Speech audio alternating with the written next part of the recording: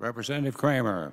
Thank you, Mr. Chairman, and thank all four of our principal leaders and their outstanding staffs for the incredible work you've done in setting the table today for what I believe will be an efficient and productive process to provide that certainty we've all heard about today in a timely way, and that means by the end of this month. So thank you all. It's a special honor for me to be on this conference committee with my two senators, Senators Hoeven and Heitkamp, and I very much appreciate Senator Hoeven's optimism, and I share it.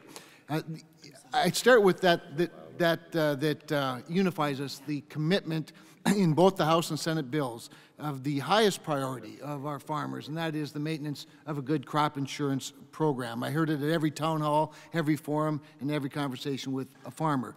But of course, any insurance program is only as good as the data that it's based on. Unfortunately, for the pasture rangeland forage program, the rainfall data for western North Dakota was not adequate. The House Farm Bill includes report language that I introduced requiring the USDA to evaluate the coverage of NOAA weather stations in areas like North Dakota and consider alternative data collection methods to supplement their rainfall data. Nothing, of course, is more vital to our producers than access to capital.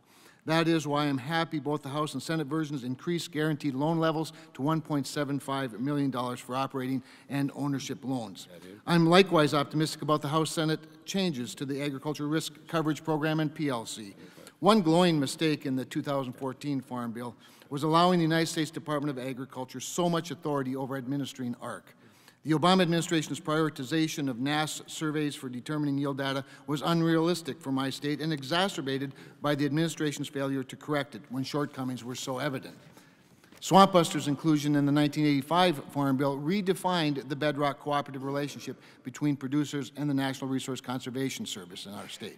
This is evident by NRCS's failure to define minimal effects or a minimal wetland outside the owner's scope of Swamp Buster. When you leave too much discretion to the agency, our government rarely errs on behalf of the producer. Therefore, I've included legislation in the House version to direct the USDA to accomplish their obligations.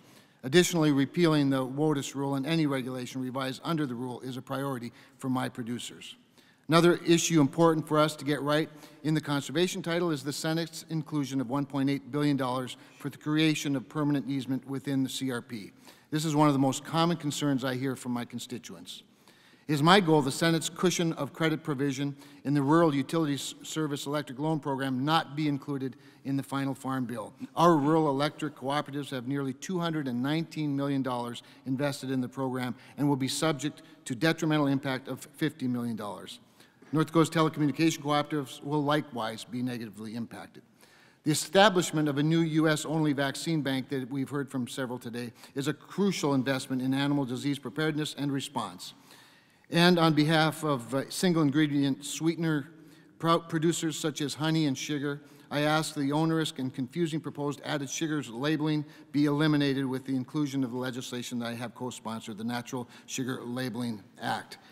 And I also want to associate myself with my friend Representative Scott, appreciate his commitment and share his commitment to enhancing our workforce by supporting our 1890 colleges. So thank you, Mr. Scott, for that. So let's get this job done on time and provide the certainty all of us need. I yield back.